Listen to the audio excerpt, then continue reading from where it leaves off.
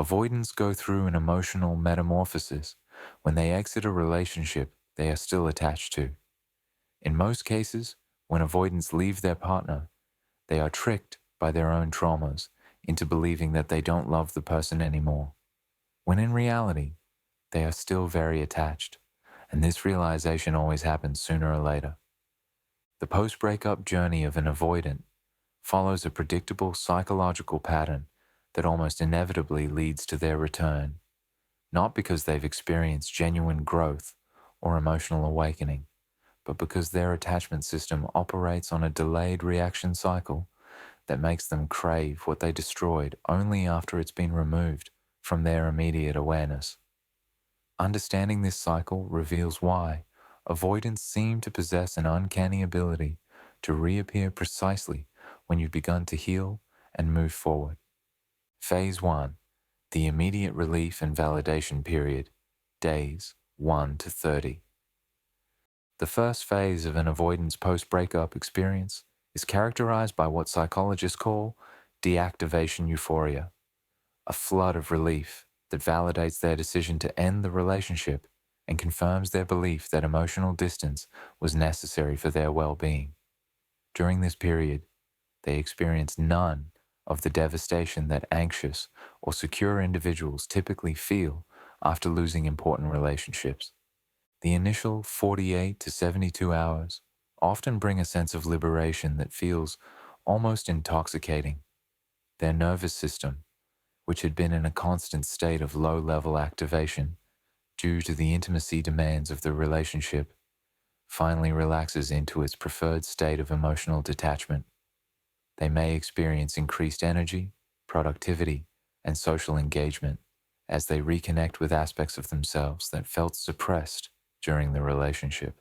Week 1 typically involves throwing themselves into activities, friendships, and pursuits that they felt the relationship constrained.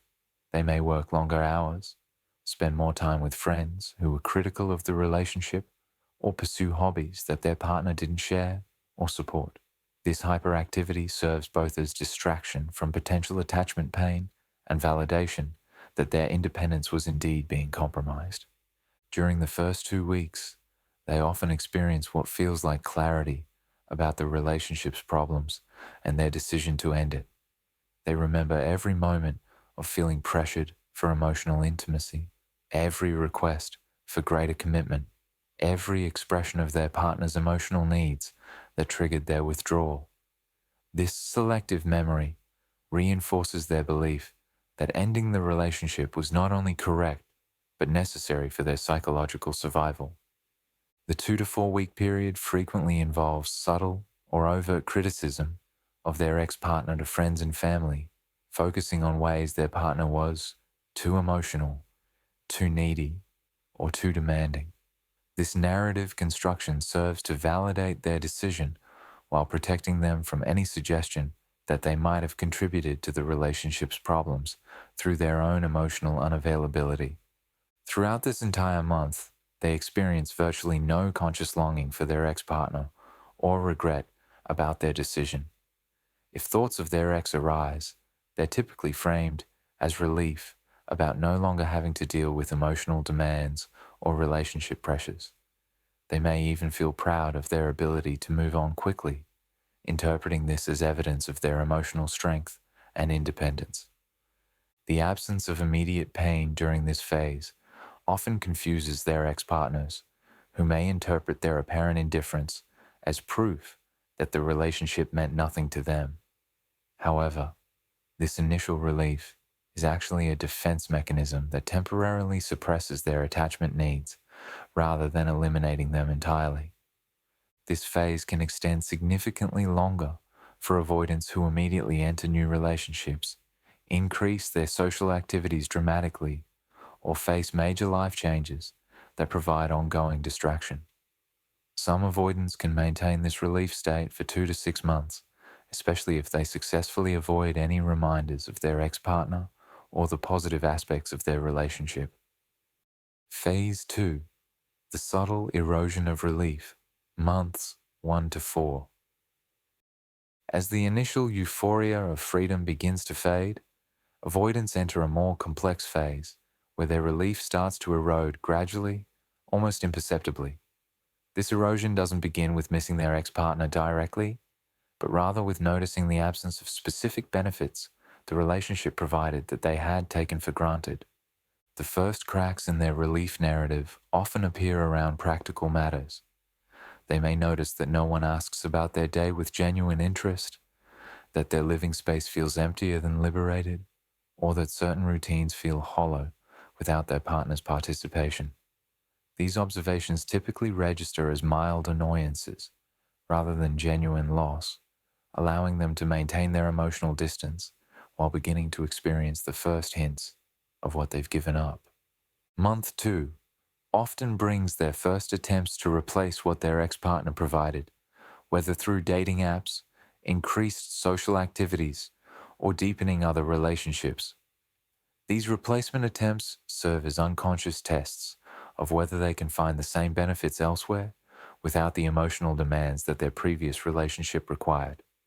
The comparison process that inevitably occurs during these attempts begins to highlight specific qualities their ex-partner possessed that aren't easily replicated.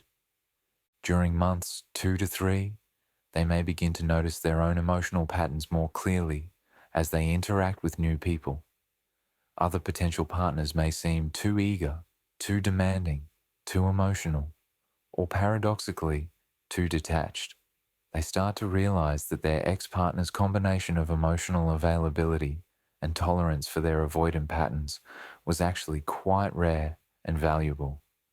The third month often coincides with their first experiences of stress, loneliness, or challenge without their ex-partner's support. These moments don't immediately trigger missing their ex, but they do create subtle awareness that their support system has been diminished. They may find themselves handling difficulties alone that they previously shared, even minimally, with their partner. Around month 3 or 4, many avoidants begin experiencing what they interpret as general restlessness or dissatisfaction with their current situation. They may attribute this to work stress, seasonal changes, or external circumstances, not recognizing it as their attachment system beginning to signal that something important is missing from their life. This phase also often includes their first conscious comparisons between their current experiences and memories of positive moments from their previous relationship. However, these comparisons typically focus on specific benefits rather than genuine appreciation for their ex-partner as a person. They might miss having someone to share meals with regularly, rather than missing their partner's particular conversation style or emotional presence. Sleep patterns, eating habits, and general mood may begin showing subtle changes during this phase as their subconscious attachment system starts processing the loss. However, these changes are typically mild enough that they can attribute them to other factors, rather than recognizing them as responses to the relationship ending. Phase 3. The dawning recognition of loss, months 4 to 8. The third phase represents the period when avoidants begin to consciously recognize that they've lost something valuable, though they typically frame this recognition in terms of practical benefits rather than emotional connection. This is when their attachment system's delayed reaction begins to surface, creating the first genuine discomfort about their decision to end the relationship. Month 4 often brings more pointed awareness of the specific ways their ex-partner contributed to their daily life and overall well-being. They may realize that their ex was their primary source of certain types of conversation, shared activities, or practical support. This recognition typically begins with noticing patterns rather than experiencing acute emotional pain. During months 4 to 6, they often encounter situations that highlight their ex-partner's specific value in their life. This might include social events where they notice being single, holiday periods that feel emptier than expected, or stressful situations where they instinctively want to reach out for support, but realize that support is no longer available. The 5th and 6th months frequently coincide with their first genuine moments of questioning their decision. These doubts typically arise not from missing their ex-partner emotionally, but from recognizing that their life has become less convenient, less socially integrated, or less practically supported. They begin to wonder whether the emotional demands they found so burdensome were actually a reasonable price for the benefits they received. Month 6 often represents a turning point where they begin to idealize aspects of the relationship while simultaneously minimizing the reasons they ended it. They may start to remember their ex-partner's positive qualities more vividly, while their memories of feeling pressured or overwhelmed by emotional demands begin to fade. This selective memory shift creates cognitive dissonance about their decision. During months 6 through 8, many avoidants begin experiencing what they might describe as loneliness, though they rarely connect this feeling directly to missing their specific ex-partner. Instead, they may interpret it as general dissatisfaction with their social life, work situation, or living circumstances. This mislabeling of attachment pain helps them maintain their self-image while beginning to experience the emotional consequences of their loss. This phase often includes increased social media monitoring of their ex-partner's activities, either directly or through mutual friends. They may not consciously admit to missing their ex, but they're clearly curious about how their ex is managing without them and whether they appear to be moving on successfully. Sleep disturbances, concentration difficulties, and general mood changes often become more pronounced during this phase as their attachment system continues processing the loss. However, they typically attribute these symptoms to work stress, health issues, or external circumstances rather than recognizing them as manifestations of relationship grief. Phase 4, the Phantom Relationship Syndrome, months 8 to 18. The fourth phase represents the peak period of avoidant regret and longing, characterized by what therapists call phantom relationship syndrome, the tendency to idealize the lost relationship while experiencing genuine grief for what they've given up. This phase typically motivates their first serious attempts at reconnection. Months 8 to 12 often bring the most intense experience of missing their ex-partner that avoidants are capable of feeling. By this point, they've typically exhausted the novelty of independence, failed to find adequate replacements for what their ex provided, and begun to experience genuine loneliness that they can no longer easily attribute to external factors. During this phase, they may begin rewriting the narrative of their relationship, focusing on positive memories while minimizing or forgetting the emotional demands that originally drove them away. Their ex-partner begins to seem like a perfect fit in retrospect, someone who understood and accepted them in ways that new people cannot or will not. The 10 to 15 month period often coincides with major life events, holidays, or anniversaries that trigger acute awareness of their ex-partner's absence. These triggers can create surprisingly intense emotional responses that catch them off guard, forcing them to confront the reality that they may have made a significant mistake. Around the 1 year mark, many avoidants experience what feels like an emotional crisis, where they question not just their decision to end the specific relationship, but their entire approach to relationships and emotional intimacy. They may begin to wonder whether their fears of commitment and emotional vulnerability have cost them the best relationship they're likely to find. Months 12 to 18 typically represent the window when avoidants are most likely to attempt reconnection with their ex-partners. By this point, they've had enough time to forget why they left, while retaining vivid memories of what they've lost. Their attempts at reconnection during this phase are often motivated by genuine regret and appreciation for what their ex provided. This phase also often includes their first honest acknowledgement that their emotional unavailability contributed to the relationship's problems. They may begin to see their ex-partner's emotional needs as reasonable rather than excessive, though this insight rarely translates into actual capacity for greater emotional availability. The phantom relationship syndrome creates a psychological state where their lost relationship seems perfect compared to their current reality. They forget the daily friction of having their independence challenged and remember only the comfort, support, and companionship their partner provided. This idealization creates powerful motivation for reconnection attempts. Many avoidants also begin to panic during this phase about their ability to find another relationship that offers the same benefits with someone who will be as tolerant of their emotional limitations. They may realize that their ex-partner's specific combination of emotional availability and patience with their avoidant patterns is actually quite rare in the dating world. Phase 5. The return attempt and cycle repetition, months 18 to 36.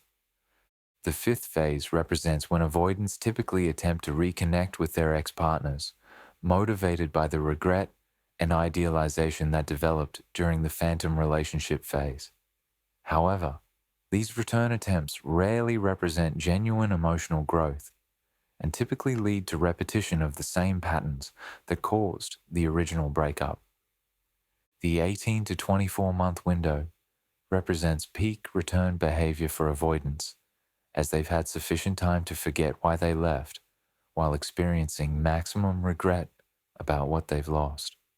Their return attempts during this period often feel urgent and emotionally intense, which can be confusing for ex-partners who remember their previous emotional unavailability. Return attempts typically involve promises of change, declarations of newfound appreciation, and assurances that they now understand what they lost. However, these promises are usually based on their current emotional state, rather than actual development of greater emotional capacity. They may genuinely believe they've changed, without having done the inner work necessary for sustainable transformation. The psychology behind their return attempts often involves testing whether they can recreate the benefits of the relationship without having to provide the emotional availability that they found so threatening originally. They're not necessarily trying to deceive their ex-partner, but they may not realize that their fundamental emotional limitations remain unchanged. If their return attempt is successful, avoidants typically experience a brief honeymoon period where they feel grateful for the second chance and motivated to behave differently. However, this motivation usually fades as they become comfortable in the relationship again, and their attachment fears resurface in response to renewed intimacy demands. The cycle typically repeats itself within 6 to 18 months of reconnection, as the same intimacy fears that drove their original departure begin to resurface. They may find themselves feeling suffocated, pressured, or overwhelmed by the same emotional demands that triggered their initial withdrawal, leading to another departure and the beginning of a new cycle. Some avoidants become serial returners, cycling through this pattern multiple times with the same partner or repeating it across different relationships. Each cycle reinforces their belief that they're not suited for long-term commitment, while also validating their attachment to partners who provide security and acceptance. The most psychologically sophisticated avoidants may recognize this pattern and attempt to address it through therapy or conscious effort to develop greater emotional capacity. However, such recognition and motivation for change are relatively rare, as most avoidants find it easier to blame relationship incompatibility than to examine their own emotional limitations. Successful return attempts that don't result in repeated cycles typically require the avoidant to have done significant therapeutic work during their absence, or to have experienced major life events that fundamentally shifted their perspective on relationships and emotional vulnerability. The psychological drivers behind the return pattern. Several psychological mechanisms drive the near-universal tendency of avoidants to return to relationships they've ended. Understanding these drivers helps explain why their return attempts are so predictable and why they often repeat the same patterns multiple times. Fear of permanent loss often motivates return attempts more powerfully than genuine love or appreciation for their ex-partner. When avoidants realize that their departure may have been permanent and that their ex is moving on, they experience panic about losing their secure base forever. This fear drives attempts at reconnection that are motivated more by avoiding loss than by positive relationship motivation. The idealization process that occurs during their absence creates unrealistic expectations about what reconnection will provide. They remember the relationship's benefits while forgetting its challenges, leading them to believe that returning will recreate only the positive aspects while somehow avoiding the intimacy demands that drove them away originally. Avoidants also often return because they realize that finding someone else who will tolerate their emotional limitations while providing similar benefits is extremely difficult. Their ex-partner's specific combination of emotional availability and patience with avoidant patterns may be irreplaceable, making returns seem like their best option for maintaining access to relationship benefits. The attachment system's delayed reaction means that avoidants often don't experience the full impact of their loss until months after the relationship ends. When this delayed grief finally surfaces, it can be overwhelming and create powerful motivation for reconnection. However, this motivation is typically based on attachment panic rather than genuine capacity for improved relationship behavior. Competition and possessiveness also drive return attempts when avoidants learn that their ex-partners are dating other people or appear to be moving on successfully. The threat of permanent replacement can trigger attachment behaviors that were dormant while they believed their ex would remain available indefinitely. Why the cycle continues. The fundamental, unchanged nature. The reason avoidant return attempts typically fail and cycles repeat is that the fundamental psychological factors that drove their original departure remain unchanged. Their return is motivated by missing what they lost, rather than developing capacity to provide what their partner needs for sustainable relationship satisfaction. Their core attachment fears, fear of engulfment, loss of independence, emotional vulnerability, and commitment, don't disappear during their absence unless they've done significant therapeutic work to address these issues. When intimacy demands resurface in the reconnected relationship, these fears typically trigger the same withdrawal patterns that caused the original breakup. The idealization that motivated their return also sets up unrealistic expectations that the relationship will somehow be easier or less demanding upon reconnection.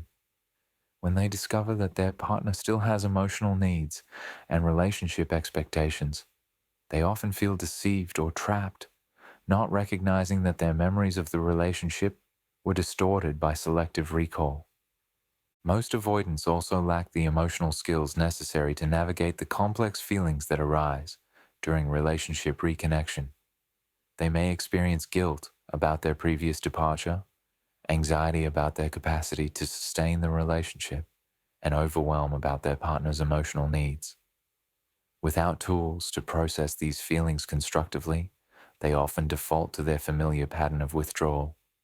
The return attempt itself often increases pressure and scrutiny on the relationship, as both partners are aware of the previous failure and concerned about preventing repetition.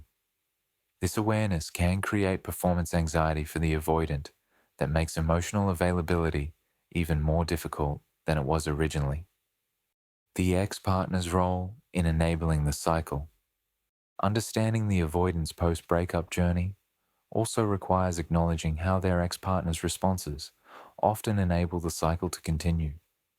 Many partners of avoidance make the mistake of remaining emotionally available during the avoidant's absence, interpreting their eventual return as evidence of genuine change rather than predictable attachment behavior. Accepting return attempts without evidence of genuine therapeutic work or sustained emotional development typically reinforces the avoidant's belief that they can access relationship benefits without developing greater emotional capacity. If they can leave and return without consequences, they learn that their withdrawal patterns are manageable rather than relationship ending. The hope that motivates accepting return attempts, hope that absence made them realize what they lost, that time apart allowed them to grow, that their return indicates genuine appreciation, rarely aligns with the psychological reality of avoidant attachment patterns. Most return attempts are motivated by attachment panic rather than emotional development. Breaking the cycle. What actually works? The only effective way to break the avoidant return cycle is to require evidence of genuine therapeutic work and sustained emotional development before considering reconnection. This means looking for demonstrated changes in behavior, emotional availability, and relationship skills, rather than accepting promises or declarations of newfound appreciation. Healthy boundaries during the avoidance absence, including no contact, dating other people, and building a fulfilling independent life, often provide the best protection against accepting return attempts that aren't based on genuine growth. These boundaries also increase the likelihood that if the avoidant does return, it will be motivated by genuine appreciation rather than convenient emotional regulation. Understanding that avoidant return attempts are predictable attachment behavior rather than romantic gestures helps former partners make decisions based on realistic assessment of change potential rather than emotional manipulation or temporary declarations of regret. The most important recognition is that avoidant attachment patterns typically require professional intervention to change meaningfully. Return attempts that aren't accompanied by evidence of therapeutic work, sustained self-reflection, and demonstrated emotional growth are likely to result in repetition of the same patterns that caused the original relationship failure. Ultimately, the avoidant post-breakup journey reveals more about their attachment system's predictable responses to loss than about their actual capacity for healthy relationship behavior. Their return is almost inevitable, but their ability to sustain emotionally available partnership typically remains unchanged without significant intervention and personal development work.